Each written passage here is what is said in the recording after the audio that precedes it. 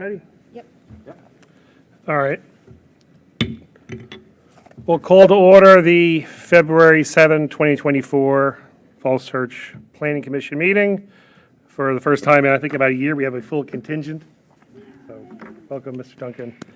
Mr. Train, will you call the roll, please? Yep. Mr. Duncan. I'm here. Ms. Friedlander. Here. Mr. Krasner. Here. Mr. Puentes. Here. Ms. Comont. Here. Mr. Stevens. Here. Mr. Hyra. Here. All right, we have a quorum. We have a relatively short agenda today. We are going to go into closed session for a security briefing from city staff in just a second here. At that time, we're going to turn off all the cameras, and the recording will be off. We will return right after that. So we don't have anybody for the speaker series. So for the fifth item is the closed session. There's instructions here on the dais. I would Mr. Chair, did entertain you a want to get motion for a the motion closed to session. accept the Sorry. agenda? Mr. Chair, Agenda first. Oh, yeah, sorry. Mr. Chair, I move to adopt the meeting agenda. Item 3, adoption of the agenda. Okay, we have a motion over here. I'll second. From Mr. Duncan, motion, second. All in favor? Aye. Aye. The agenda is adopted. Okay, thank you. Fourth item is the speaker series. We don't have any. Fifth item is the closed session security briefing. Entertain a motion for the closed session. Sure, yeah, I'll be happy to do that here. Get my bearings. Okay.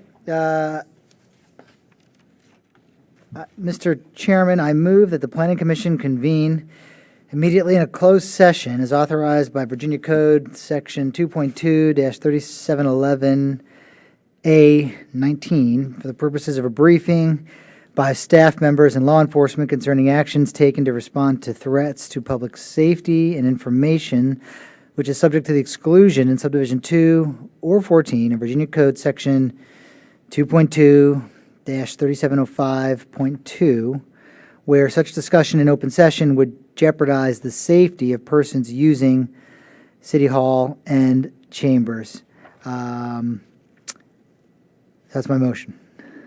It's been moved. Is there a second? I'll second. It's been moved and seconded. Need a roll call? Yes. Roll call vote, please. Mr. Duncan. Yes. Ms. Friedlander. Yes. Mr. Krasner. Yes. Mr. Puentes. Yes. Ms. Comont. Yes. Mr. Stevens. Yes. Mr. Hyra. Yes. Motion passes.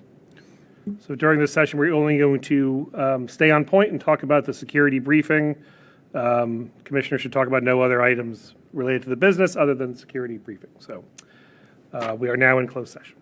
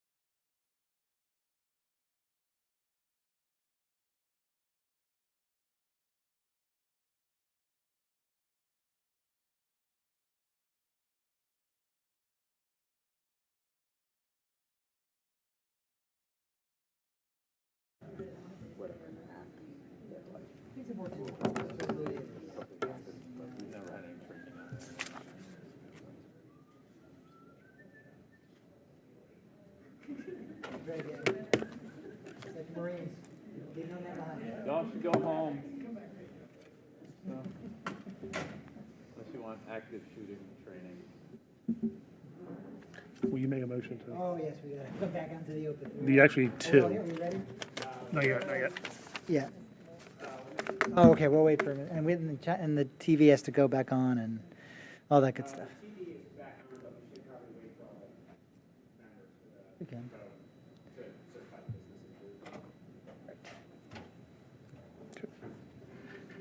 Okay, we're back from closed session. All right. Everyone's back. Then I'll bring us back out into the open. I move that the Planning Commission, having concluded its closed meeting at, we're going to call it 8:20, reconvene in open session.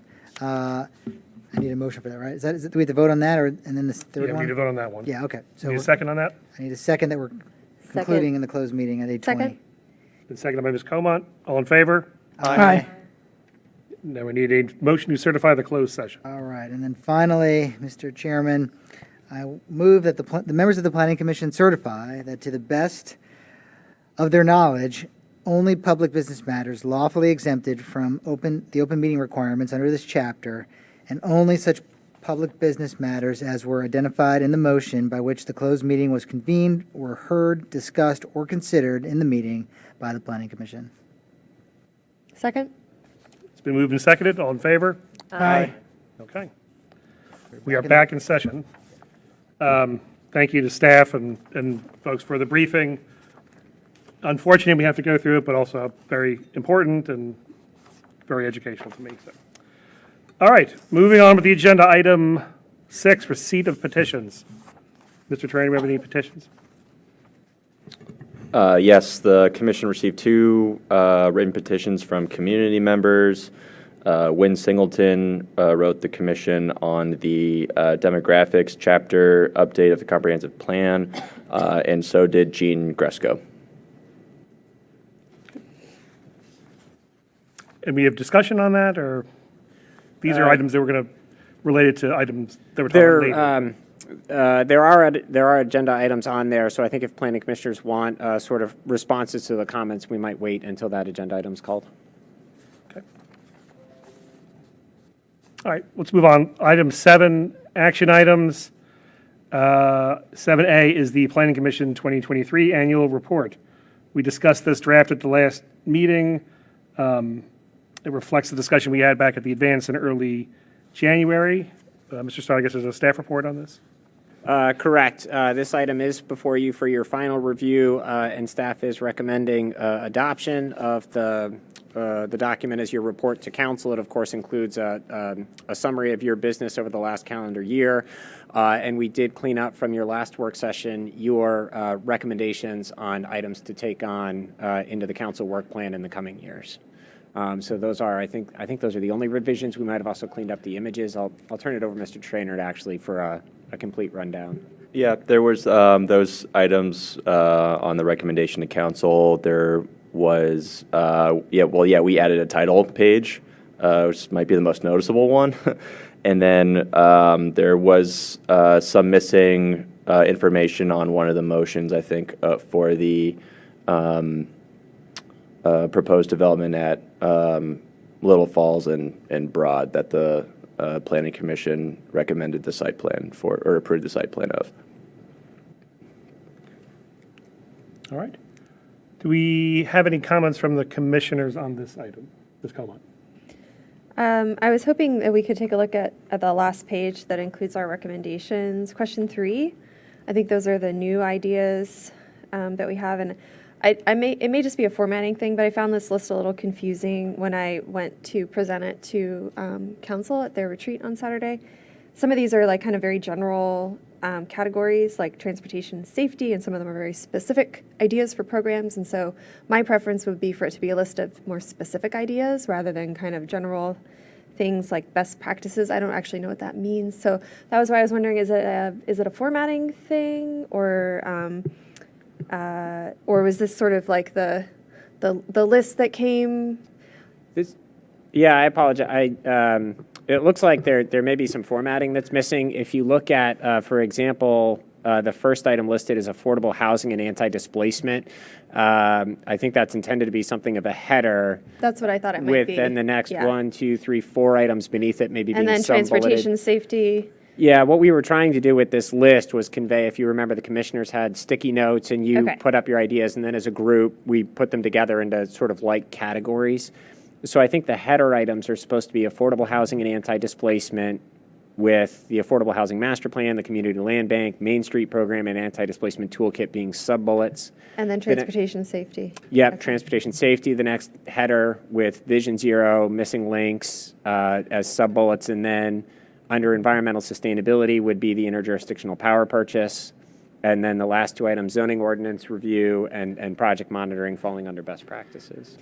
That sounds right. I think I had suggested Vision Zero and Complete Streets. Yep. But if we could add that, unless there are objections. And Any then objections? on project monitoring, was that a project monitoring on,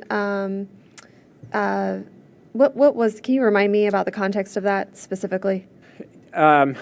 So we did our best to capture it. I think it was a couple different things. I think one element was for the projects that are approved and as they're getting occupied, is staff making sure that the TDM is being followed, Yes. that the landscaping plan is being followed. I think there was also an element of making sure that as applications come in, we're making sure we have appropriate levels of staff to review the application. So it's not only making sure that the programmatic elements are there, but also making sure that the staffing levels are a match to the workload. I guess I'm just wondering if there's a more specific way we could phrase that so it's clear what we're trying to convey. Otherwise, I would just drop it. But does anybody have an idea? Say that again? I just think recommendations? project monitoring is a little vague as a best practice. So I don't know, I don't have a particular recommendation. But, I mean, if we want to, I think I was the one who asked about TDM plan monitoring. Are we actually getting data from the developments? So, I mean, if we want to make it that specific, but then I think, Mr. Stevens, you were the one who raised the question about whether we have the bandwidth to support the development projects that are coming in. So I don't know if there's a more As far as new specific. ones go, I'm sorry, as far as new ones go, that's where that comment came from. But for the existing ones, I think that's certainly a valid point. Okay. Maybe it's just me, as fine as is. I don't know. I just thought it could be clearer. Do we want recommendations for editing? Let's say for project monitoring, maybe you could put in parens, TDM plans, landscape plans, or I don't know, something like that. And So TDMs, landscaping and VCs, or landscaping and VCs, Yeah. and maybe staffing bandwidth for future development to address the other element. Does that work? Well, it could be a whole host of things. For example, in some VCs, we've asked the developers to aggregate rooftop equipment so that it's possible to put a PV system in the future. So maybe just somebody's project looking at monitoring that. for VC compliance or something like that? I am happy to report that the zoning office, now that it has more proper staffing levels, has formally taken on VC tracking that used to fall to individual case planners. But now with it moving over to the zoning office, they're already in the regular cycle for review of those permits. So they actually get all the building permits routed to them.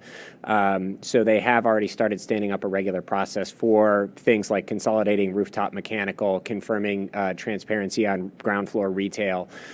So those kinds of things, even the allowable uses in the prohibited use list, because they're in the cycle. Fortunately, those things are now getting checked at building permit at CO, where before it was sort of an after the fact.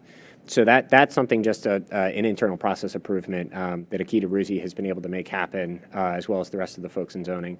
I think we were asking about it in the context of like, I would like to know what the data is from the TDM plan so that Sure. we can make better decisions on future projects, right? So like we ask for these TDM plans and they agree to do these things, but then we don't really hear about how it's going. Mm-hmm. So there's like a feedback loop element. Yep. So I don't,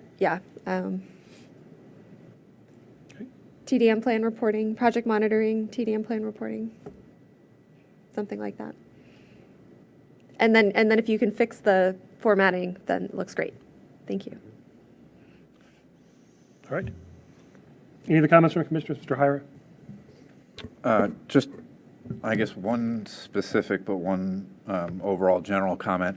I mean, it was really nice to see this and sort of review all of the work and all of the things that we had reviewed throughout the year, and also see that we don't have unanimous approval on everything, right? That we are thinking deeply, have convictions, have some people rejecting and our plans. And I just think that's a healthy debate and dialogue that we should be having. And I thought it was reflected in the votes. I mean, we sort of know all the things that we looked at, but then just seeing the votes, having it documented, and I thought it's impressive, and it just shows how much work we're doing as a city and how we're taking and having a critical eye on the redevelopment that's going on. But I do have one specific comment, and I guess a question first before I comment, is that at the beginning of the plan, there's the Falls Church Vision 2040. Can someone just tell me again, is that something the council created? Did we create that? That's the vision statement that's in the vision chapter of the comprehensive plan. So that came out of the 2017 vision statement. So it is something that the Planning Commission had helped to write and recommended positively to council, and then council unanimously adopted it. Because I would just have us think about the fact that we, and Ms.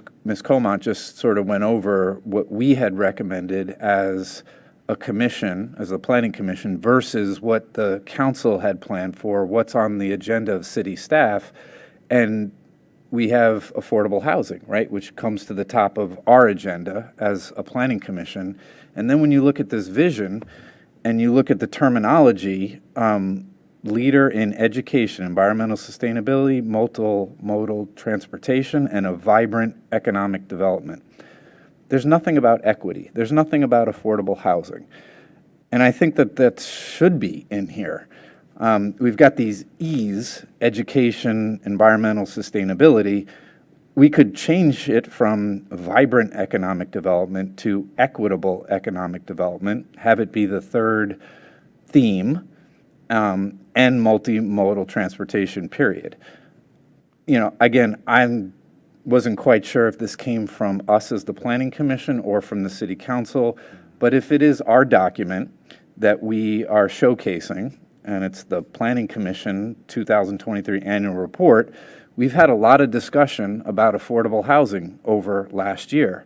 We would, I think, like to carry that over to the current year, and I think that we should have the affordable component showcased right at the beginning of this.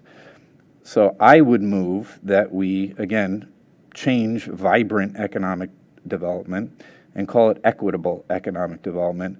It doesn't have affordable housing in there, but I think that speaks to the idea of growing the economic pie and sharing it.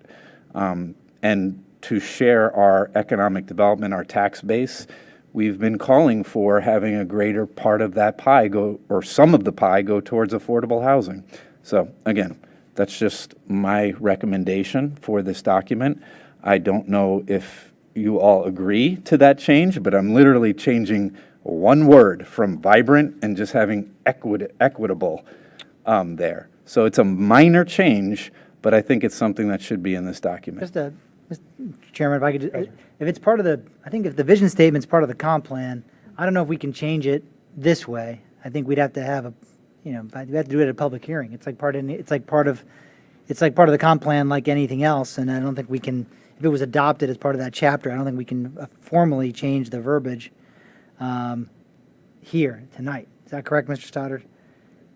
I think it would be awkward to use right, that's like the vision logo, and it's the name, so But that language is coming right from the adopted comp plan. Correct. Yeah, it's a quote from the Approved by plan. City Council and Right. approved So approved by us. And I am nervous about misquoting it. yeah, I don't think we can change it in this way. We could talk about it, or we could talk about, that could be a recommendation to revisit the vision statement, because I think comp plans, I don't know if they're required to have a vision statement, but most have something like that. Most, right, municipal comprehensive plans in the Commonwealth have some form of a vision statement or a guiding principles.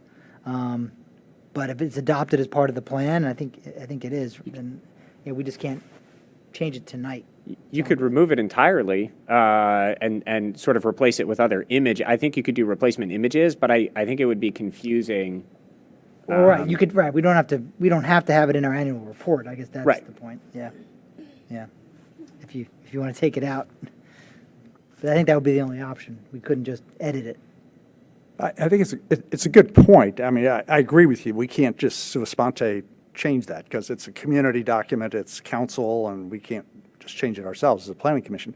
But, it's a good point. It may be something that you could include in your oral presentation to council when you give our annual Right, report. and if it was adopted in 2017, Yeah. things change and, and then probably, wasn't as forefront in people's minds in 2017 as it is today, the equity topic especially. I mean, it's always been important, but it's certainly at the forefront more so than it was in 2017, I would say.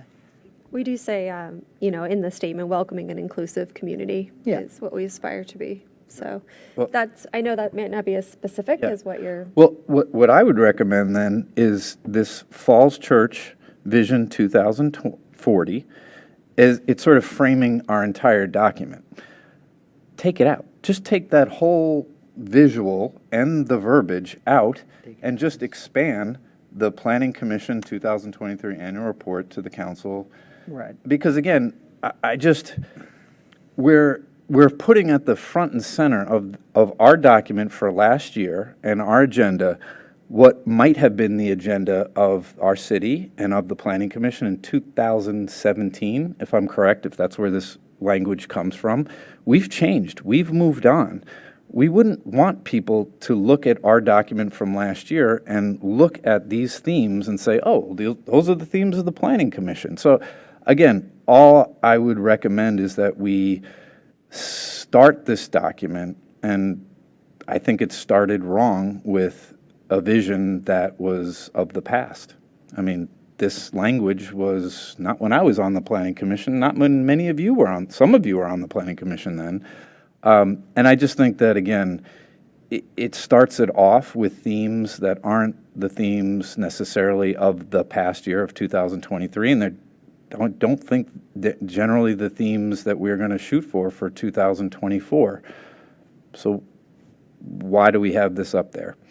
If I did a quick read of the Planning Commission and looked at this document, I wouldn't read the whole document. I would literally look at the first page and look at the little highlights and say, oh, well, now I know where Falls Church sort of stands and what they want to accomplish.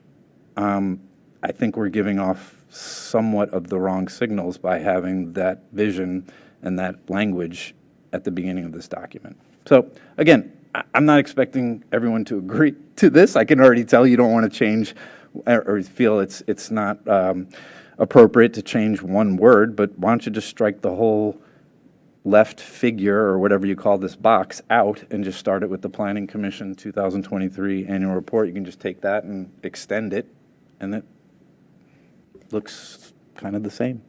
So just my recommendation, do what you want. I would be fine with that. I would just recommend if we did that, let's just make the Planning Commission report the sort of main image on the title page, the only image on the title page, and then move the other three to their relevant sections. To be fair to staff, I mean, I don't think staff you probably came up with this template in previous years. I don't know, was the vision statement on the cover last year? It might have been. I don't know. So I can speak for myself. I use the vision statement a lot when we're bringing a proposal forward, because a lot of times we'll run into questions about, well, why is the population getting any bigger? Well, because there's a deep commitment to a growing community. Or why are we doing this 20-mile-an-hour speed limit? Because we believe in transportation safety. So, why it's not explicitly in there, but why are we pushing on affordable housing? Well, because we want to be an inclusive community. And so there's a lot of language in here that certainly the planning staff uses as the entry point to a lot of these initiatives we're trying to move forward. I agree that it's 2017, so it's maybe not the language we would be using today. So I think that's fair to consider about, is this still a reflection of the values of the commission and where you want to be going? But I will say from the staff perspective, we still use a lot of this in here when we prepare our staff reports, and we use it as the launching point for a lot of our analysis. Yeah. I just meant more mechanically, like, no, that's all, I hear you. The vision statement is important. That's why a lot of comprehensive plans have it. As like a guiding, a way to distill into a few words, kind of what this is all about. But just mechanically speaking, I mean, I think, I hear what Mr. Hire is saying, Commissioner Hire is saying, but I don't know if, I feel like, I mean, it's on the cover of a lot, we use it in a lot of things because it's the official adopted vision statement, for better or for worse, and it doesn't mean we can't change it. And I'm not even making a value judgment on that. I was just merely talking about our ability to edit it alone in this document. We can't just go in there and monkey with the words in that here, but we certainly could do that at another time. And if people don't feel comfortable with the way the vision statement as it's currently adopted, then we don't need to sort of highlight it on the cover. That's fine too. And I personally don't have a problem with, taking it off of this. It's not necessarily vital to conveying the information we want to convey to council. I think, like I said, I feel like staff probably had a template for this report and then may have included the vision statement in previous versions of it, I'm guessing. And so I don't think there was a lot of sort of, thought as like we should include it this year because we're trying to dig in on something. It just probably was already there. So, but Yeah, I don't feel that strongly about it one way or another. I do think it reflects the things we've talked about up here, but I mean, either we take it in, we leave it in or take it out. I think those are our two options. Are there any other comments on this? Mr. Chair, Mr. Duncan? thank you. I'm no particular pride of authorship on this, so don't anybody think that's the case. And as I recall, Mr. Stoddard and Vice Mayor Connolly did a lot of the final word crafting to create this vision statement back when it was done. I think, as usual, each of your comments has merit, and if we were to start from scratch today, we, given our focus on affordable housing, would particularly specifically call it out. I always have hung my hat in that area on the word inclusive, which, is sort of a fighting word for some folks and still was certainly 7 years ago. I'd be comfortable with keeping the vision statement front and center just because taking it out in some small way indicates an ambivalence about maybe other elements of the vision statement, which I think is otherwise quite good. But I do think we should have a community conversation about being more specific as to affordable housing, accessible housing, accessory housing, housing options generally. I think that discussion best probably would be had in a more open, community participatory kind of environment. But I hear what you're all saying. I could go with whatever the majority wants to do. Any other comments? Okay, do we have any public comments? This is an action item, right? So we need to, Not on the report, no, Mr. Chair. any other comments so entertain a motion then to move this item. Just to clarify, so I've got sort of, I think, acceptance of 3 items and then sort of an open conversation on the cover page. But the 3 items I think we plan to change is clarifying the formatting of the headings and the sub-bullets, adding complete streets under transportation safety, and then reworking the language around project monitoring to include a reference specifically to TDM reporting. But then on the cover sheet, I think we just need to know from the commission, how do you want us to structure it? we need a motion first. Right. Sure. Someone wants to make it. I mean, I'll make a motion. I'll jump in and say, I mean, I would move to adopt the 2023 Planning Commission Annual Report to Council as drafted with the revisions that were discussed by Commissioner Comont. And I'm inclined to leave the vision statement. It's the adopted policy of the city. I do think there's a lot of good in there, and doesn't mean you can't continually improve it, but I don't think we should be ashamed of what that was. It's not completely at odds with, I think, where we're going as a city. We're just maybe refining things and honing in on honing it a little bit. So that's my motion to adopt it with the additional edits that Ms. Comont discussed and Mr. Stoddard just enumerated, and that's the motion. Long motion, you got that? It- This is the first part. Let me pull up the, It's been moved. I need a second. We have- Second. It's been moved and seconded. So discussion, Discussion? discussion. Mr. Hyder? To the amendment or friendly amendment to the motion that is being made would be, as a compromise, to take the vision statement that is at the beginning of the document and keep it as is, but move it to the very end of the document. And to extend I don't know, whatever you call this, the part on the right, and just have that be the start of the I'm document. fine with that. I don't, if that makes everyone, well, not everyone, but if that's, I'm fine with that compromise about putting it somewhere else in the document. You could put it at the very end. It's, I view it as like, right, it's similar to the logo, you know, it doesn't have to be front and center. If that makes people feel better, I'm fine with that. I'd accept that amendment as the maker of the motion. Do we need a second on the friendly amendment? Yes, both the maker and the seconder have to accept it. Not on the friendly. We don't need, Yeah. okay. Yeah, so I mean, I accepted it as a seconder. Who seconded it? Ms. I can second. I don't have an opinion either way. It's fine. Okay. It's been moved and seconded along with the friendly amendment. Roll call vote, I guess. All right, so the motion is it's going to go at the end of the document. Okay. Because at the end, as expressed in the material we've received, right? I'm sorry? No change in the wording, just No, we're just moving it. placement, okay. Just placing it at Thank the you. end. Yeah.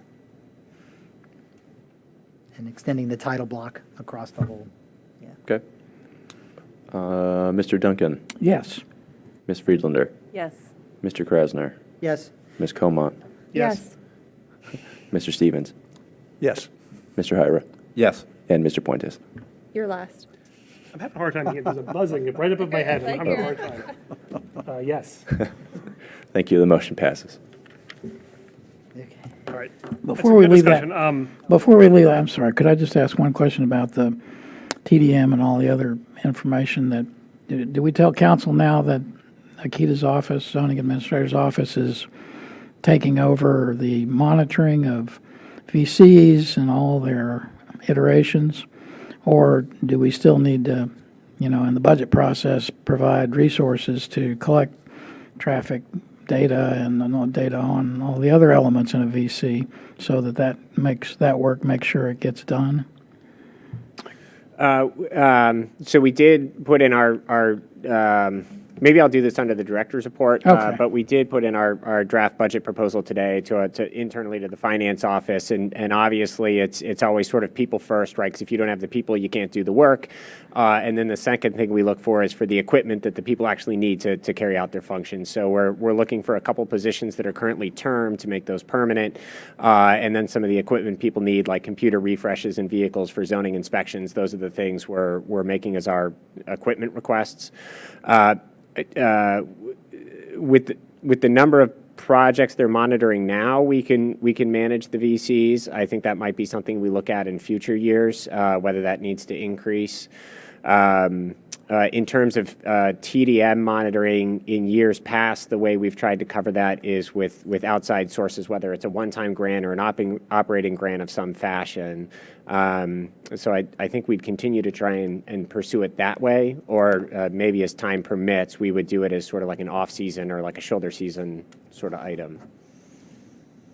Okay, all right, thank you. That's helpful, particularly in the area of housing. I mean, I think we've made some progress, obviously on affordable housing through the years, but having a, you know, systematic way of tracking that, the number of units, percentage of the constituents that we're reaching, all that sort of does fall through the cracks and gets done occasionally, but not systematically.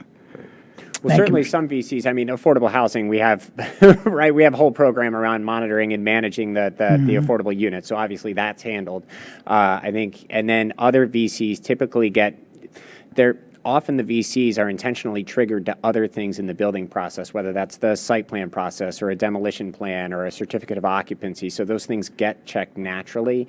It's some of these ongoing things like TDMs. We now have built-in triggers that they have to provide reports on an annual basis or a 3-year cycle. But are we actually collecting those in a routine way, in a standardized way? Are we reporting out on the successes of those things? Those are some of the ones where there's sort of those after-the-fact items where we're not able to always get people on the ground to confirm those. Thank you. Thank you, Mr. Chair. Thank you. And before we leave this item, so what's the procedure now with the annual report? It's presented to council. What's the schedule for that? We need to request a date for the clerk's office, so we'll finalize the language of the report. We'll send it up as you all voted on it tonight. We'll also include a copy of it in your next packet so that you can see also went up to the council.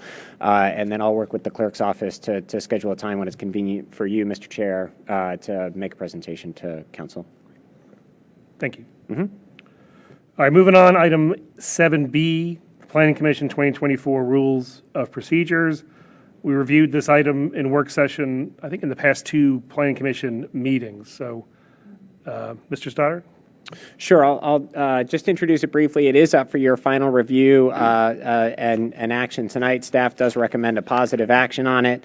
It does reflect the changes, as we already put into practice tonight, to summarize what comments were sent in, who sent them in, what item they're related to, and then the suggestion that we discuss them when those items are called. I'll turn it over to Mr. Trainer if there are any other changes or edits. There are no other changes from the last time the commission reviewed the rules of procedure. I think you covered all of it. Do you have any public comments on this item? No. Nope. There were not. No, Mr. Chair? There were not. No. All right, do we have any planning commissioner comments on this item? We talked about it last time. I think it's all pretty straightforward. If not, we have a motion on this item. Mr. Chair, I move that we adopt the rules of procedure as indicated in our agenda. I'll Mr. second. Stevens? Ms. Coleman seconded. Do we need a roll call vote? I never know if we need a roll call vote if we can do it by voice. I don't think you do on this item. So voice vote? Okay. Just a voice vote? Aye. All in favor? Aye. Aye. Opposed? Okay, motion passes. All right, item 7C, Planning Commission minutes from January 17, 2024. Any comments on minutes? Mr. Chair, I do have just one correction on line 101. I think the Please Don't Smoke initiative, I think that was a mistake that is going to be going to City Council. I don't believe it's coming to Planning Commission. I may have misspoke.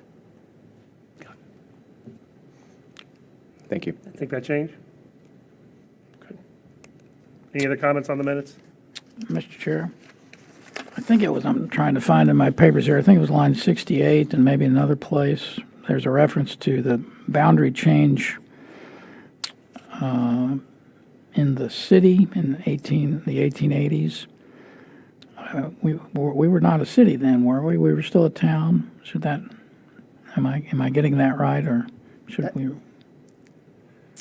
I think Commissioner, I think he's right. That should say town boundary. Two instances where we say something happened in the 1880s as a city, and it just should say town, I think. Thank you. Thank you. Any other comments on the minutes? Had 2 suggestions for edits. You got those, Mr. Trainer? Got him. Okay. Thank you. Anybody want to move to approve the minutes? Move move approval of the minutes as corrected. I'll Mr. second. Duncan, second by Ms. Comont. All in favor? Aye. Aye. Aye. Opposed? Minutes are adopted. Item 8, work sessions.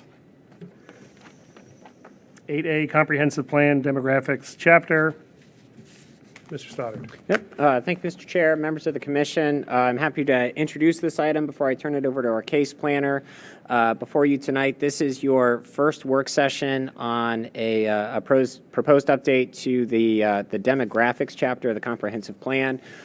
Mechanically, where we are in the process for a comprehensive plan update, as as many of you may be familiar with, the city updates its comprehensive plan on a chapter-by-chapter basis. So we've done that for transportation, vision, housing, environmental sustainability. We last updated our demographics chapter several years ago. I think it was in 2019. And so now we're bringing forward a revision to that. It's been about 5 years, which is an appropriate time frame for reviewing and updating the comprehensive plan. Of course, this effort is directly related to a presentation you all received last year when we received updated demographic projections from the Stephen Fuller Institute. That was a joint session that you all held with Housing Commission, Planning Commission, and School Board received the same information. So now this is really a phase 2 of that effort. It's related but separate. The idea is to take those projections, to formally accept them into the comprehensive plan, and then think about how those projections are related to other aspects of planning in the community, whether that is for housing needs or social services or for community facilities. But really, this is sort of a fact base or an underpinning for the rest of the important planning that the community needs to do about where it's going to be in the future. As I said, this is a first work session with you all tonight. It's going to council later this month for the same session, and then it'll come back around to you for further revision before you're asked to make a formal recommendation to council. But with that, I'll turn it over to our case planner, Emily Bazemore. Good evening, Planning Commission. Tonight, the Planning Commission is requested to review and provide feedback on the draft updated demographics chapter of the Comprehensive Plan. The Planning Commission reviewed the demographics study materials during a joint work session with the Housing Commission back on December 6th of 2023.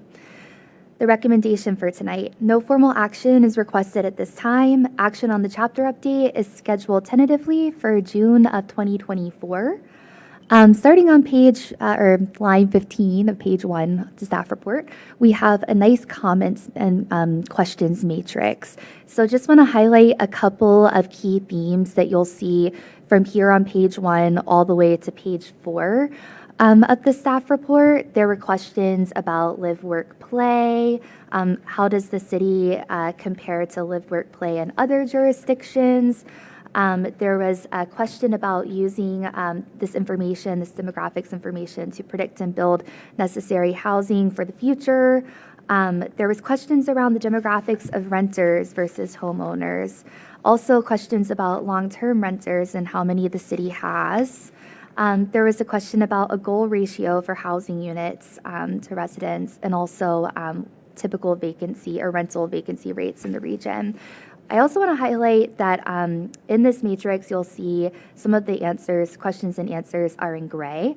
And those answers that are provided in gray were provided by the Stephen Fuller Institute team themselves. Moving on to page 5 of the staff report, specifically line 23. The City of Falls Church last updated its demographics projections in 2018.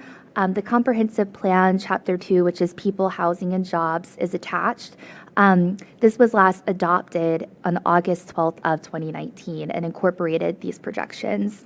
The city is now embarking on an update of the 2019 demographics chapter to reflect the demographics data of the City of Falls Church today. And this process is kicking off in February of 2024, tonight, and is slated to wrap up by June of 2024. Moving on to line 31, we get into code requirements.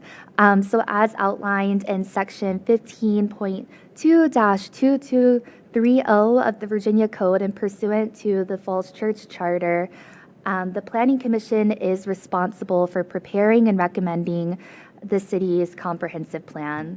Per the Virginia State Code section 15.2-2230, the comprehensive plan should be reviewed by the Planning Commission every 5 years and amended where needed. The 2024 update of the demographics chapter of the comprehensive plan meets this review requirement.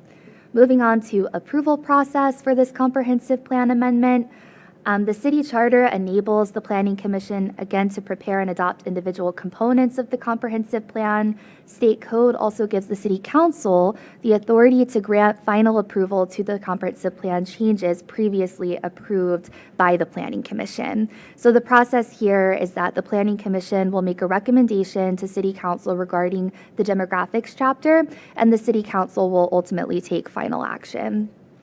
Moving on to line 63 of the staff report, here we have a brief synopsis of that demographic study that you guys previously reviewed in December of 2023. The City of Falls Church and Falls Church City Public Schools collaborated with the Stephen Fuller Institute of George Mason on this demographic study. The study produced the following deliverables: a regional trends report, updated demographic projections, and an updated draft of the demographics chapter. Moving on to line 105, here we have, we're getting into the updated demographics chapter. So the proposed draft chapter was preliminarily updated by the Stephen Fuller Institute. These updates are based on recent CFC and regional demographics data derived from the demographics study. The proposed draft chapter structure is as follows. We start with why demographics matter for the City of Falls Church's comprehensive plan. We then move into an overview and key trends. We then move into population trends, housing trends, employment trends, forecasts, then connections and strategies, and of course we end with the appendix. So I'd like to move on to the PowerPoint prepared for this item. All right. So here we're kicking off the 2024 Comprehensive Plan chapter update for the demographics chapter. Next slide, please. So why care about demographics, and what are the demographics that we're looking at? Here we're looking at population, housing, and employment forecasts and trends. Demographics, including population, household, and employment trends and projections, are an important base of information for city planning. Population, household, and employment projections are used when planning for the city's housing, transportation, economy, parks and recreation, and public facilities. So what do we do with them? We identify needed services and amenities. We plan for future facility needs. We evaluate housing needs, and we ultimately look to understand economic trends. Next slide, please. Here we have a slide on population. So right now, the City of Falls Church is home to approximately 14,600 residents. Resident population has fluctuated by less than 1%, so that's about 150 people each year since 2018. Some key things on this slide. So our population has remained stable during the pandemic. Our percentage of school-age population has remained stable. What has changed is the percentage of wealthier, more educated residents has increased. And we have a couple of visuals on the right-hand side of the screen. So here you'll see that number for the school-age population being rather high at 27%. We have some different demographic projections on language and education and income as well. Next slide, please. Okay, getting into housing. So there are approximately, or just over 6,500 housing units in the city, about 1,000 of which have been added in the last 10 years. These units are housed almost exclusively in large multifamily dwellings. And specifically, we're looking at about 3,600 housing units being in those multifamily buildings. The percentage of families with children in the City of Falls Church has increased, and you'll see that again on the right-hand side of the screen where that graph is. It's about a 5% increase. Also, if you look on the bottom graph, here we have some information on homeowners and renters that are cost burdened in the city. So we have about 25 to 26% of homeowners being cost burdened, meaning that they're spending this amount of their pre-tax income on their housing. Exactly around 7% of this is severe cost burdening. Then 35% of the renters are cost burdened, with about 15% being severely cost burdened. Next slide, please. Moving on to employment, we have about 11,500 jobs in the city. Jobs remain below pre-pandemic levels. Professional and business services have been declining in the city since 2019. Our four largest industries are education and health services, making up about 24% of our jobs. We have trade, transportation, and utilities, making up about 17% of our jobs. Leisure and hospitality totaling at 16%, and professional and business services totaling at 19%. Next slide, please. All right, so here we have the development-based projections for Falls Church. Here we're looking at some housing units, population projections and jobs into the future, and some things that can be assumed per this graph and the projections provided. Projects under construction continue to add housing or add to housing supply. Demand for Falls Church living remains strong, and continuing development supports our growing community. Next slide, please. Okay. So here we have our 2040 vision statement. Again, it can be found in Chapter 1 of the Comprehensive Plan. And really, when we're updating these demographic projections in the demographics chapter, we're ultimately looking to support the goals of this vision statement. So I'm just going to read it right off the screen. In the year 2040, the City of Falls Church is a welcoming and inclusive community, a special place in the heart of Northern Virginia. Involved citizens are key to the city's long-term success as a leader in education, environmental sustainability, multimodal transportation, and vibrant economic development. By investing in neighborhoods, community services and facilities, schools, and parks, the city preserves small-town character and history while honoring a deep commitment to progress in a growing community. The continual rejuvenation of robust commercial areas supports the city's high quality of life for all citizens. Next slide, please. So here we get into our connections and strategies. As described in the city's 2040 vision statement, the City of Falls Church is committed to building an inclusive and sustainable community. The Connections and Strategies section explores topics of general community interest and suggests ways to inform those conversations with our demographic projections. So some topic areas include housing availability, employment, public facilities and services, and changing conditions. We have several strategies noted under each of those topic areas. Next slide, please. And those are the strategies for public facilities and utilities and continued monitoring. Next slide, please. Okay, so that is my final slide, but I would like to hop back over to the staff report really quick, just to look at timing.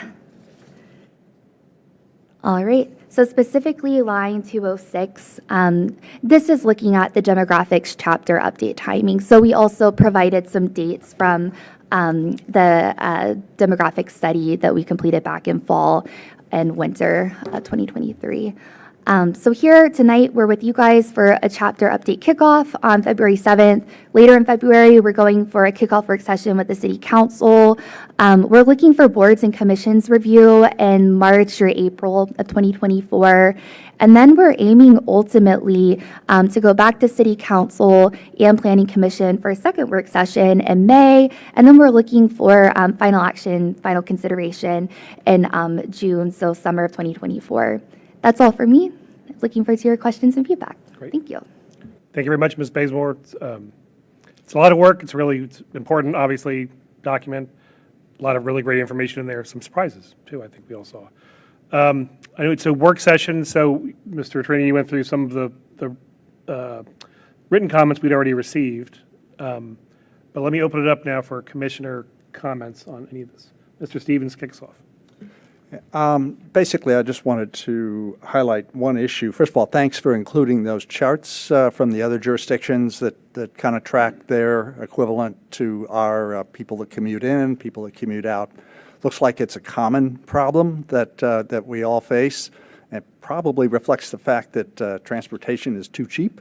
I don't mean the vehicles, because they're very expensive, but the fact that transportation doesn't include cost of parking, to the driver, doesn't include the cost of pollution. So, of course, people are going to live someplace else if they can find cheaper housing and rely on transportation to make up the slack.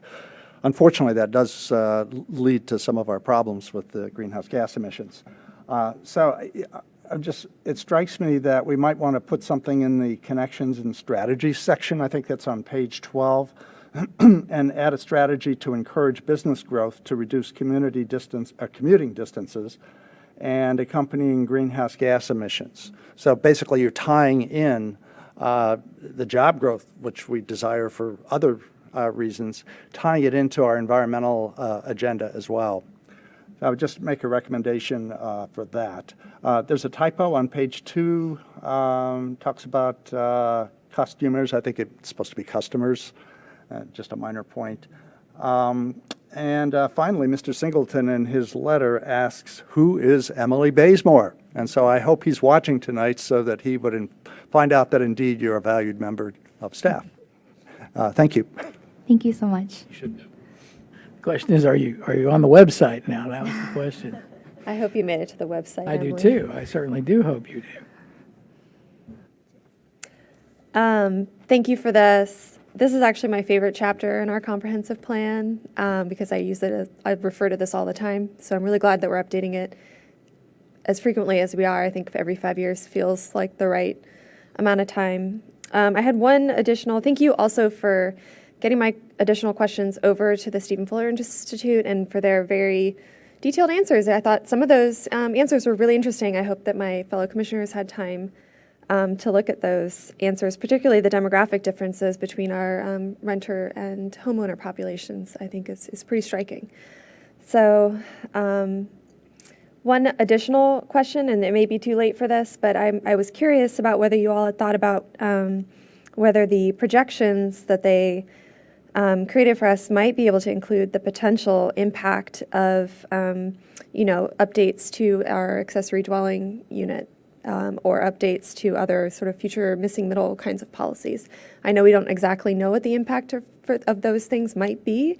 We have some evidence from other jurisdictions, but I feel like this might be an opportunity for us to get their potential take and maybe modeling on that. And so I was just curious if you had talked about that with them. No, we had not gone into detail about the accessory dwelling units, but we had talked about the T zones that were just passed since there was action taken on that policy. But it is something that we should probably consider as staff possibly revisiting. So we might be able to actually get some additional analysis from them. It's not too late to be able to do that. Or you could actually, I don't know if they're able to change these projections. My interest is informing the community we're talking about these changes. I think there's a lot of concern in the community about the impact that these changes might have on our population, right? And so I think getting some evidence from demographers about what the likely outcome might be would be helpful for those conversations. Yeah, I'll have to follow up on that. We are kind of at the process of wrapping up the demographic study, but we might have other resources that we can look towards for that type of information. Okay, thank you. That was one big picture question. And then just something that I wanted to note, if you look at the city growth chart, the one that sort of is broken up over time, oops, sorry, I'm in the wrong.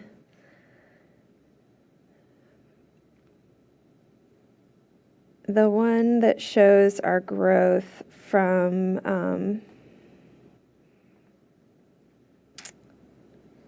sorry, I should have had the right slide up.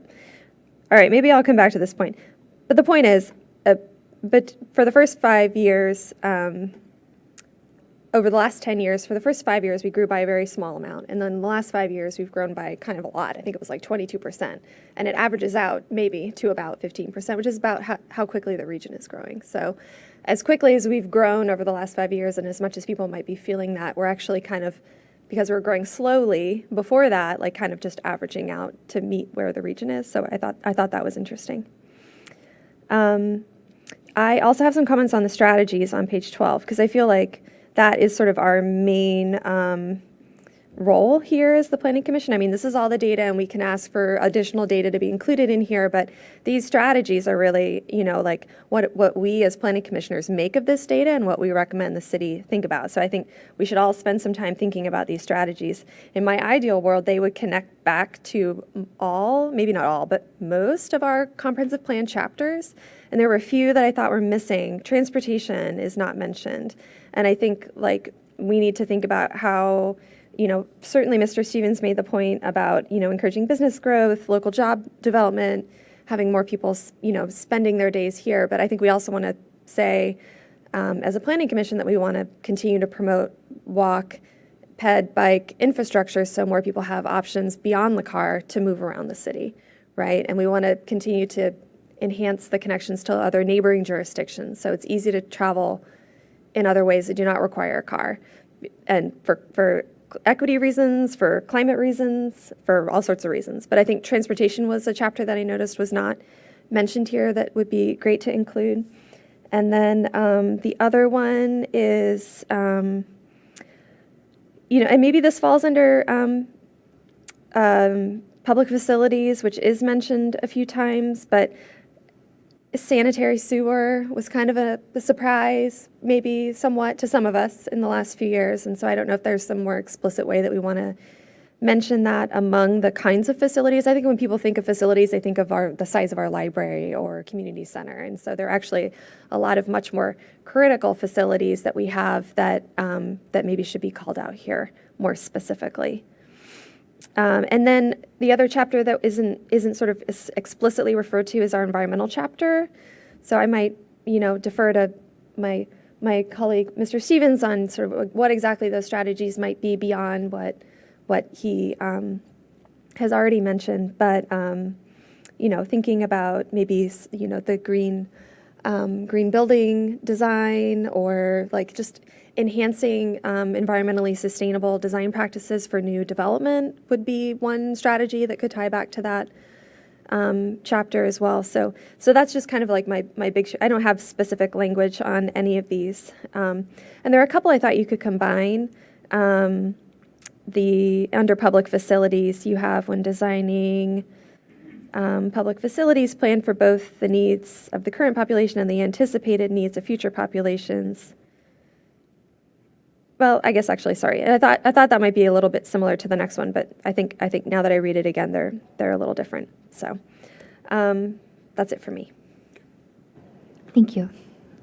Any other commissioners? Ms. Freelander? Thank you. I'm glad you brought up the strategies page. I was also looking at some of those items. So she's so eloquently mentioned. So thank you. And I think it's important, especially as everybody looks at this, and especially considering some of the comments that we did receive via email, that it's important that the intent of this whole study is to inform future discussions, and that these are not set in stone. And I think it really comes through when we're talking about the strategies and how we're wanting to use this information. I did note, though, in the changing conditions, because there is a lot of guesswork in some of the population trajectories, and the employment goes flat I think it's at 2030, but everything else is kind of growing at its own pace that's established through the methodology. But it does say that we're going to monitor and participate in demographic forecasting exercises conducted by, kind of local jurisdictions and other other modeling that's regional. But I'm curious, because everything, we do plan to update once every 5 years, but so is the idea that we're monitoring, is there an intention that it's like on a yearly basis, and maybe that that kind of modeling of as we come up with, or as we approve like ADUs, that becomes part of that monitoring component where, once we adopt a policy, then we kind of monitor and look back the year, what happened during that year. And we see some of that in our yearly reports or annual reports, but I was curious what the intention is.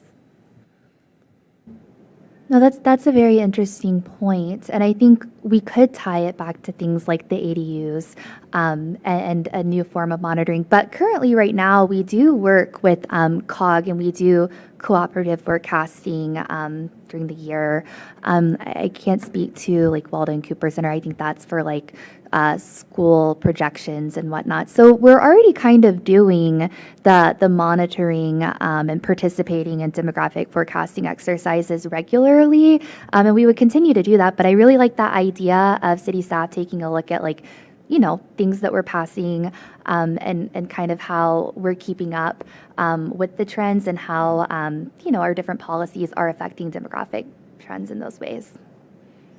Cool. Thank you.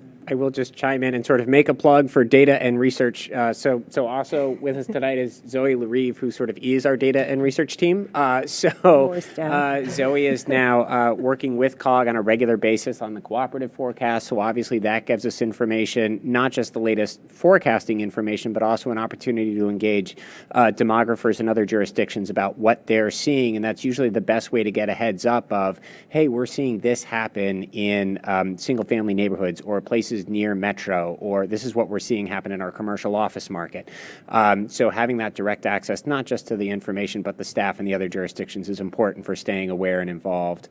On the housing monitoring, again, thanks to Zoe, we're now partnering with Housing and Human Services on the annual housing report, where they regularly monitor what's going on in the affordability of housing throughout the community, but we're also going to be able to do a better job of tracking what's getting developed under different zoning programs, whether that's with the new T-zones. We're also taking a look at what is the age of single-family housing that we know that teardowns are happening, but actually breaking down the single-family housing stock and getting an understanding of how fast is this happening and what's happening to the housing stock, not just in the multifamily, which obviously gets, you know, deservedly so, a lot of attention, but some of the other background activity as well, so that we can paint a more complete picture. Great. Thank you. Mm-hmm. Mr. Duncan. Thank you.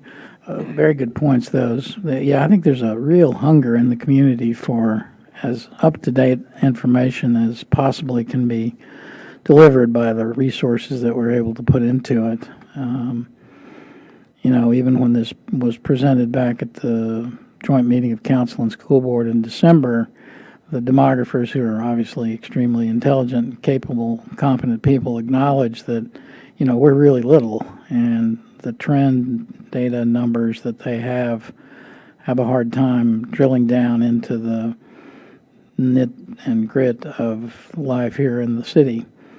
But to me, that puts a burden on us to do our own counting, and particularly as we head into the next 2 or 3 years, where we're going to have some, you know, massive mixed-use projects coming online and thousands, not hundreds, of people moving into the city. I think you've seen a lot of interest. Some people think that's good, that growth. I personally do. But some people are very anxious about it, and being able to show them that, sort of like we have Vision 2040, we also have a Vision 20,000, which is how do we grow to the next level up, essentially. Are we going to grow as much as the demographers say we're going to grow forever and ever? Well, I don't know. Maybe not. Maybe so. But should we try to grow intelligently up to about 20,000 so there's more customers supporting our businesses and more resources to provide affordable housing and all the good things that we want to do? Yes, I think so, because the history of the city has shown that, you know, without a larger critical mass of people, it's just hard for us to have all the good things that we want. And we still want all those good things, which leads to just one question specifically. The data show that, you know, 35% or something are stressed for housing cost. Is the notion that, you know, the next 5,000 people who come into the city is going to increase that number or lower that number? Or do we have to do something to make sure that that number doesn't increase? Because I think we don't want to have more than a third of the people living in the city under, you know, stressed housing affordability situations. Is there any way of predicting where we sit here today, where we stand on the ability to drive that number down to something more reasonable? I would have to think on that one. I'm not able to make that assumption at this moment, but we can provide feedback and kind of take a look at things at the next Planning Commission work session on this. Can I just comment on that Ms. Bazemore and Mr. Duncan, like, I study this stuff all the time, and I can't predict that. Like, that's a really complicated, difficult thing, because we have no idea who's going to move into our city. We know the trend, it's going to be people with income, but we also know they're going to pay a huge price for their house, and we know interest rates are high. So we might have more affluent people, and I would predict we are going to have affluent people, but they might be, cash strapped because they're house poor, meaning they're paying a huge percent of their income to pay their mortgage. So they probably will be paying more than 30% of their income towards their housing, but they probably are earning well over, as a household, $200,000, $300,000, $400,000. But they're going to choose to live in this market because all the goodies that we have, but they're going to pay a lot for their housing in terms of the percentage of their gross income. So anyway, even if we provide more affordable housing and we help people who are making 50 to 30% of the area median income, and we have them here because we're providing greater subsidies, we still might see the affluent people who are moving in have a high housing cost burden. So it's really hard to predict and answer your question.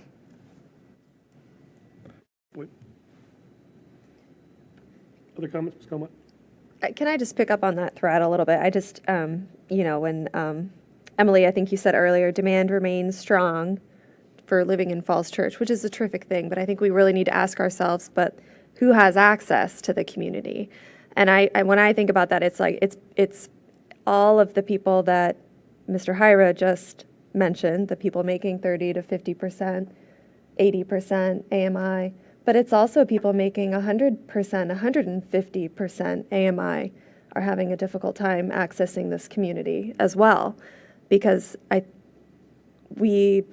our single-family homes cost, median $1 million, $900,000, $1 million, and the rental housing that we are constructing is not built for families, and that's really who wants to come and move to this community. I mean, the data that we have shows the families with kids grew from 31 to 36% of the community over the last 5 years. I'm sure there are many, many, many more families that would like to live in this community but can't access it because they can't afford to. And so what does that mean for the kids that are in our schools? It's only rich kids can come to our schools, and kids who have families who are lucky enough to make it into our affordable housing programs. That morally is like very upsetting to me. It's something that's always kind of bothered me. And I'd like for us to think about how we can address that. I don't know, it's just a bigger picture question that I want to share.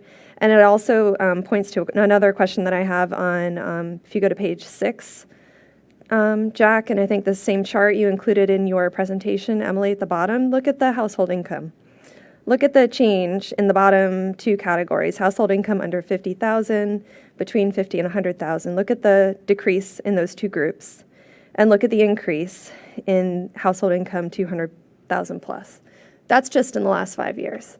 And I'd like to know what those 2012 to 2016 numbers are, Emily, and if you could group them for 100,000 and below, 100 to 200, and 200,000 plus. I think that might be actually like kind of an interesting analysis. I don't know what share of our community was making less than $100,000. It looks like it used to be maybe, I don't know, a third, and now it's maybe 15%. So I can't really tell. I would be curious about that. And what percent of our community, now over a third of our community is making more than $200,000 a year. So I think we talk about wanting to be a welcoming and inclusive community, and I think we need to ask ourselves, what we're seeing in the data that we're getting about who is a part of this, or who is able to become part of this community.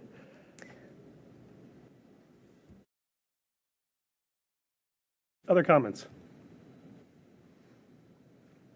I have one. The commissioners covered a couple bunch of things.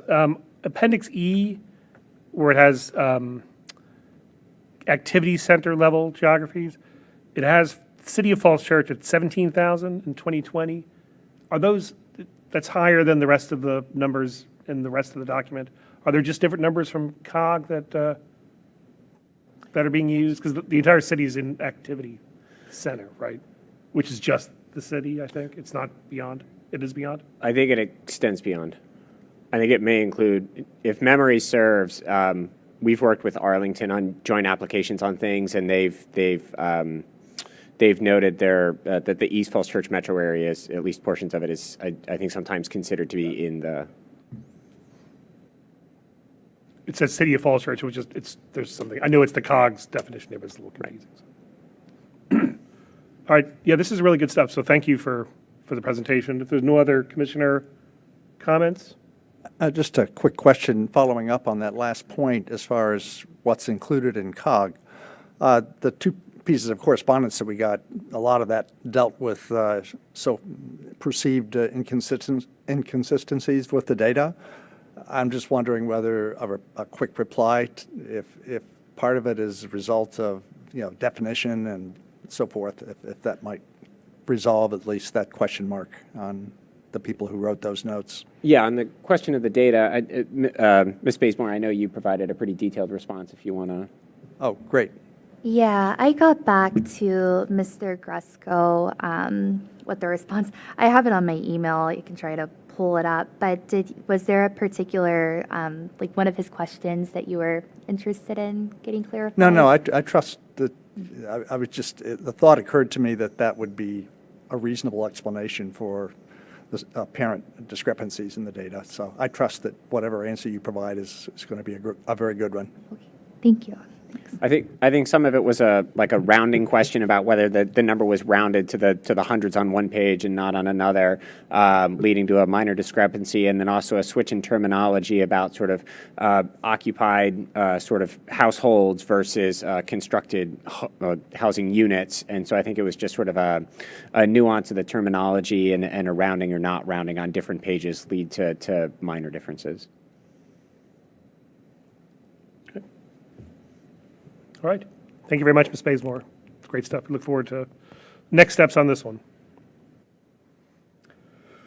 All right, item 9, information items, Planning Commissioner reports. Who'd like to kick us off? Ms. Coleman? I was able to attend the council retreat or advance. I was not able to attend that. Mr. Duncan can tell us about that. On Saturday, and shared our list of to-dos from the Planning Commission. So it was a good discussion. I was only there for the board and commission part, but yeah. Other Looked like it commissioners was there? A good day. Mr. Duncan was there.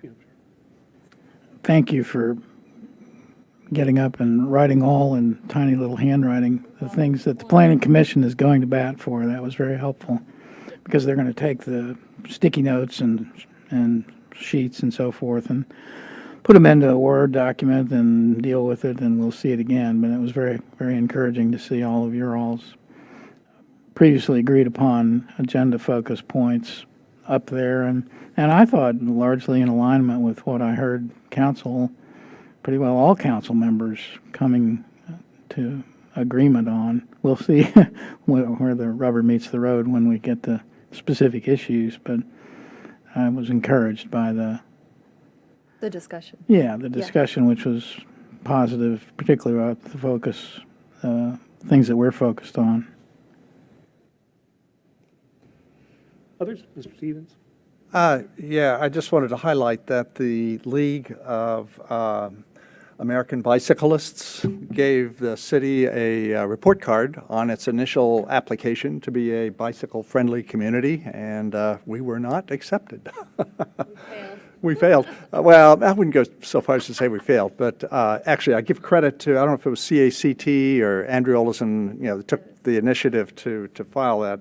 And I think the feedback that we got from them was very helpful because they pointed out some things, like we don't have a complete streets policy. We need a design manual that meets current NACTO standards. We need to improve our bicycle. So they went through and gave us a lot of specific things that I think will help in terms of focusing our activities. So I just wanted to highlight that. Paul, you might want to include that report when we handle the bike master plan, I think in early March. Sure, I'll happy set on to. the schedule. So, and that's all I had. Good deal.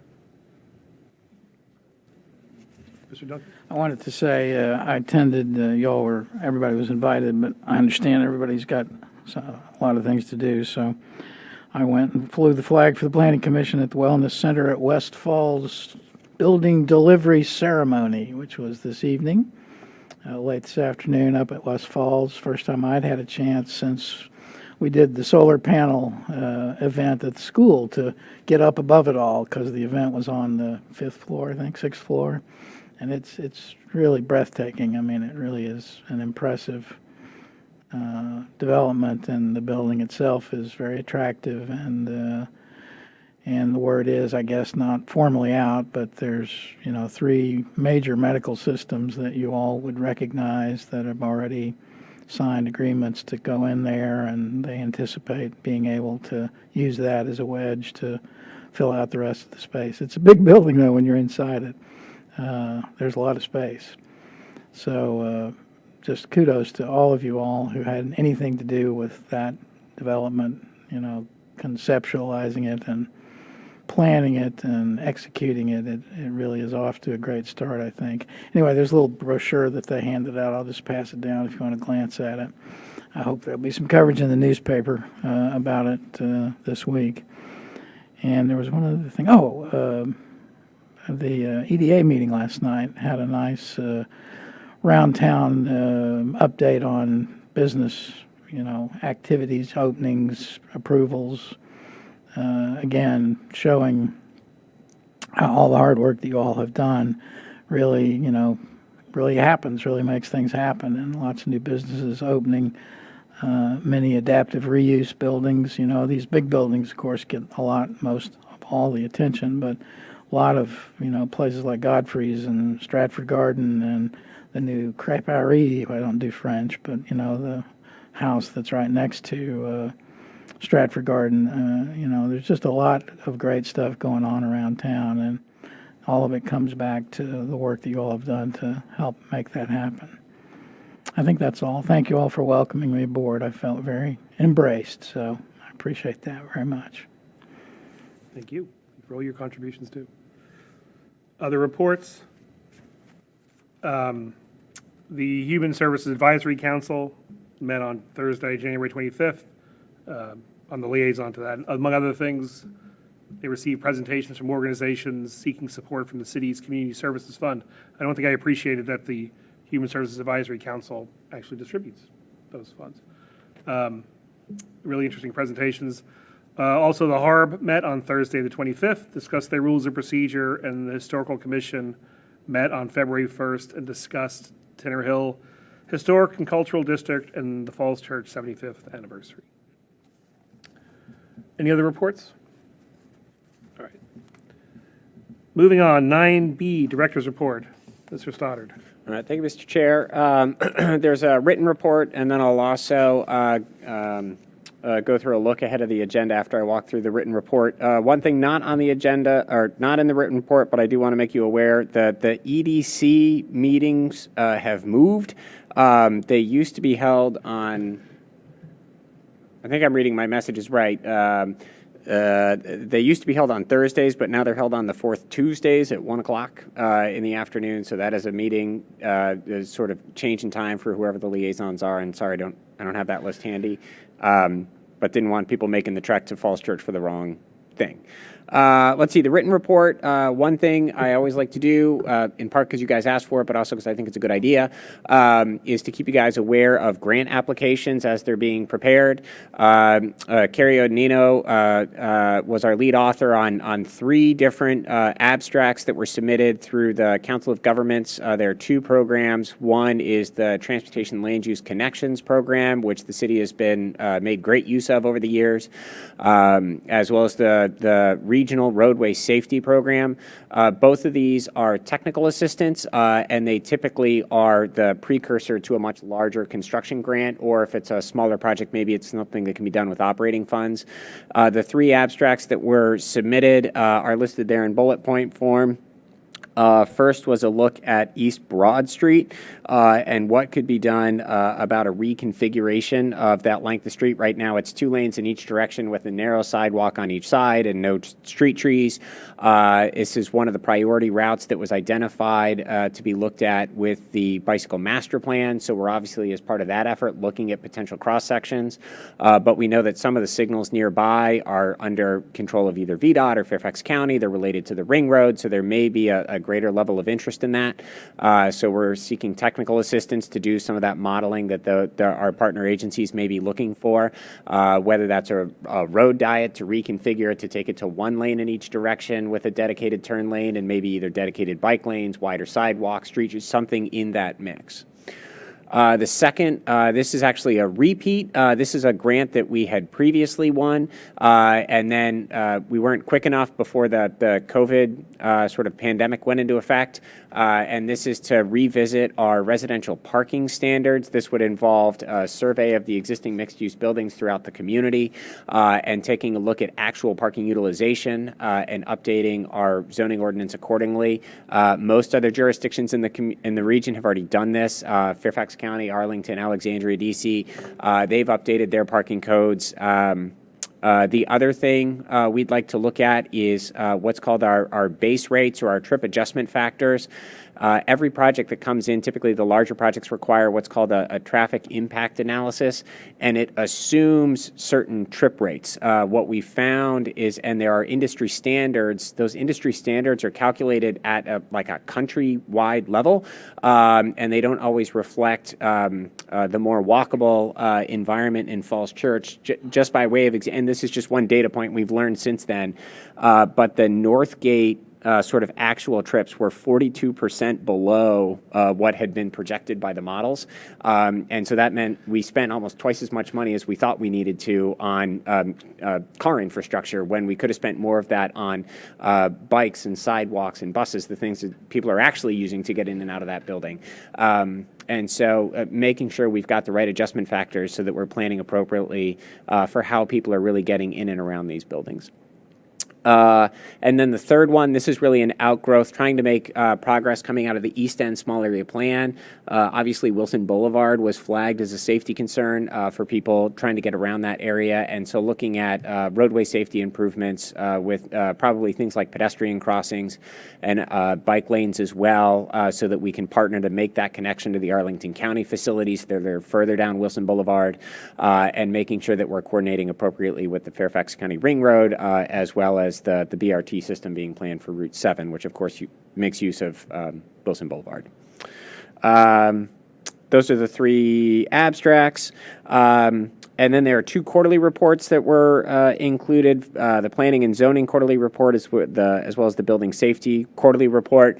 Both of these are produced by these divisions, and they keep track of what's going on. It takes a look at our budget numbers to date and highlights major project activity and what we expect to happen in the next 3-ish months. That's all for my written report. I'm happy to take any questions on that. Otherwise, I'll jump to the look ahead. The abstracts are really very interesting and really important stuff. Any comments from commissioners? Yeah, I would strongly support going ahead with those TLC abstract reports. That's great. I didn't realize on East Broad Street that that was considering, but that road, I mean, we've been trying to, the road is designed to go 45 miles an hour. And so we're trying to overcome that by having very expensive police monitoring. And I'm sure it generates a lot of backlash. So redesigning the road so that it signals to drivers no, this is 25 miles an hour, and so you have a lane width that's not so wide. We'll do that. So I just see a lot of good things coming out of that. So I give you a lot of applause for going ahead with that one. Yeah, East Broad, it's actually a very long street, and so when you get to the east end of it, near Roosevelt and the 24-hour fitness, things get a little difficult. And when you get to the west end, where it intersects with Washington, things get a little difficult. But for that long stretch in the middle, there's actually not a lot of reason to have two travel lanes there because you just can't fill up those two travel lanes with cars. And so you're really dedicating a lot of public space to something that's maybe not getting its full use. And I think there are a lot of other things you could do with that.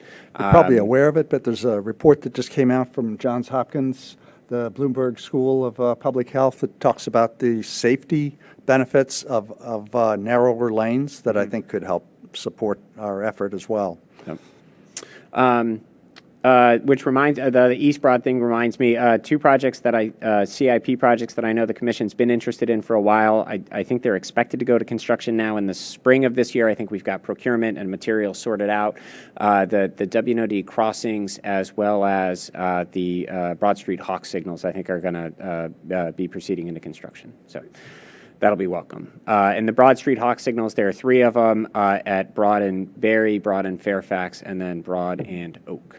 On the look ahead, Can I ask, yeah. can I ask one more question? I also am a big fan of these abstracts. Thank you for including them. On Wilson Boulevard, is that just the city portion? Are we thinking about how we can kind of connect that around the corner to 7, whatever that, I think that corner right there, I think you and I had exchanged an email about how pedestrian unfriendly that corner is near I don't know if it's Coons or the neighboring yes, businesses there's to Coons. Yeah. it's not the Coons car dealership, but the cars are parked on the sidewalk, and so we can Yeah, talk and- about that. Yeah, we can. I can take that But is back. that in Fairfax County or in Falls Church City? Because I thought your response It to is me that at the little time nub was- is in Fairfax County, so Okay. it's an interesting line. But I think we can talk to them about that. Obviously, there's a longer term fix that Fairfax County has planned with the ring road, but I think you're right that as an intermediate solution, there's probably something that could be done to improve that. making Just sure we because, pick I that mean, up. I see people with strollers walking along next to those parked cars. So if it's being used, I think we especially want to make it safer. Yep.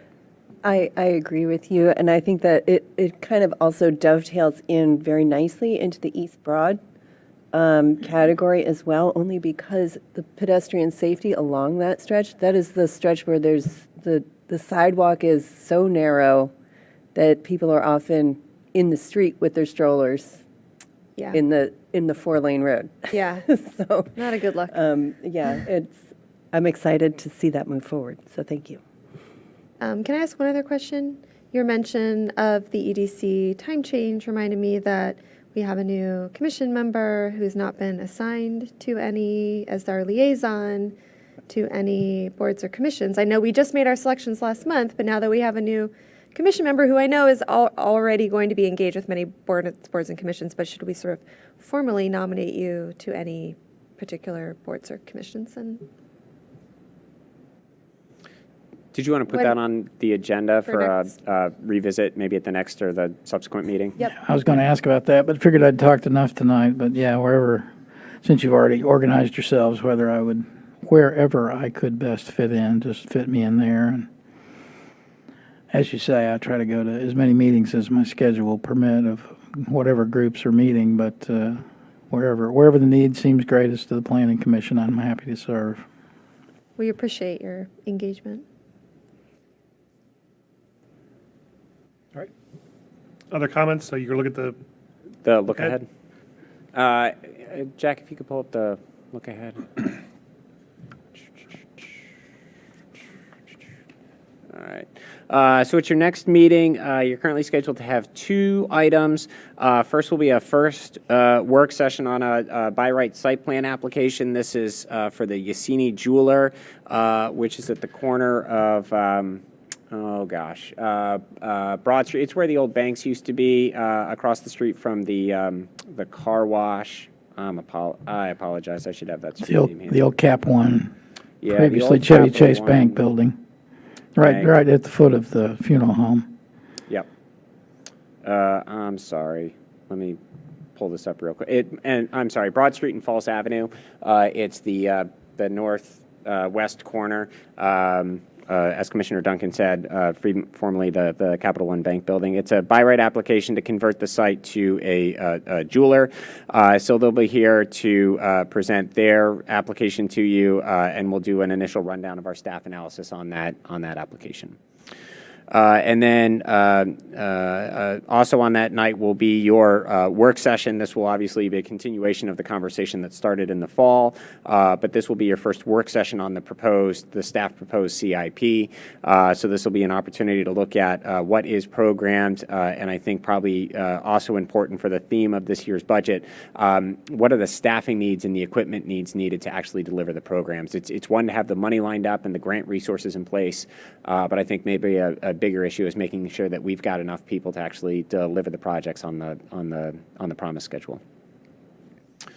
Looking ahead to the next meeting, this one will be a bit of a doozy, so I am trying to keep the March 6th meeting to just these two items. First will be, I'll take these in reverse order. It'll be your second look at the draft CIP. It'll be at your that next meeting, and it'll be your public hearing and recommendation to council on the CIP for the next 6 years. I know it says FY25, but it's FY25 plus another 5 years. And then the other item that we'll actually put first because of the number of people involved, would be the preliminary board and commission workshop on a special exception application. This is the Maple and Annandale application, which is it's a paved but turning into gravel parking lot at the northwest corner of Maple and Annandale. It's across the street from the bowling alley, and it sort of backs into those trees that are behind the Burke and Herbert Bank. It's about a 1.2 acre site, so it'll be your preliminary workshop that we're scheduling per the standard operating procedures. Council scheduled to receive the same information 2 days prior on March 4th. Then March 20th, your first look at a T-zone application. So this is the site that had previously come in as a daycare application. They've now revised that application. It's now a different applicant, same lot, different applicant. They've now revised the proposal to be townhouses at Park and Oak. We're undergoing our review now, but it appears to be to follow all of the by right allowances in terms of lot coverages, the housing sizes, the building heights, the setbacks. They're following all of the by right regulations, so they wouldn't trigger the special use permit requirements. And then also a work session on the bike master plan update. You've seen that before, but this will be your first look at the proposed cross sections along those priority routes. And then there are further items, but I won't, because then I'm already into April. Just to keep you aware of things that are happening on the council side of the ledger, it's not in your report, but the Quinn application was previously scheduled for final consideration next Monday. That's been rescheduled due to a combination of sort of an advertising issue, and then also wanting to make sure we've gotten really the voluntary concessions in a button-down form. So that's now there will still be a public hearing next Monday, but now final consideration is expected at the following meeting on February 26th. And that's the look ahead. Okay. Questions? All right, moving along. 9C, any more additional correspondence?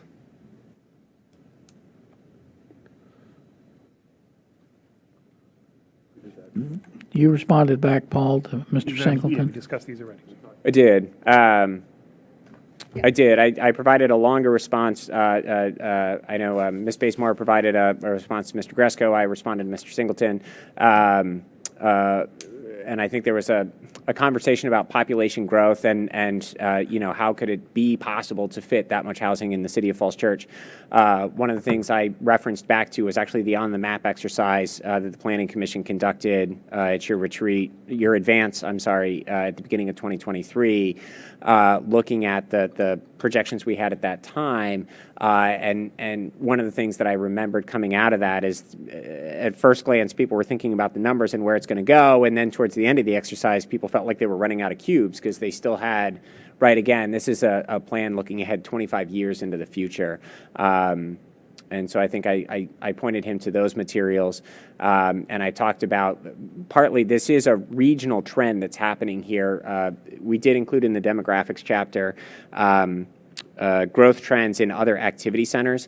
And that's not to say that we have to do what every other activity center is doing, but it is the way sort of development is taking place, right? I mean, this is, now I'm going to sort of wax poetic a little bit here, but right, post-World War II, you had a lot of single-family development, just keep building highways, pave over the farmland, and that's how we were going to house the population.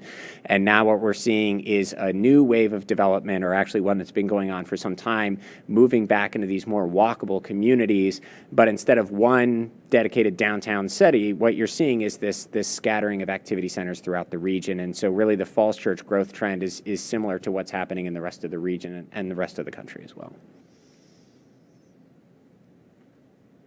All right. Anything else? No, that's all. Thank you. Anything else for the good of the order? All right. We are adjourned. You got to do the Thank you. gavel. You hit that gavel. You got to do the gavel. It's not, oh, he's afraid of the gavel. He's not going to do the gavel. Do we have Not to? official. The gentlest tap. It's the only thing about being.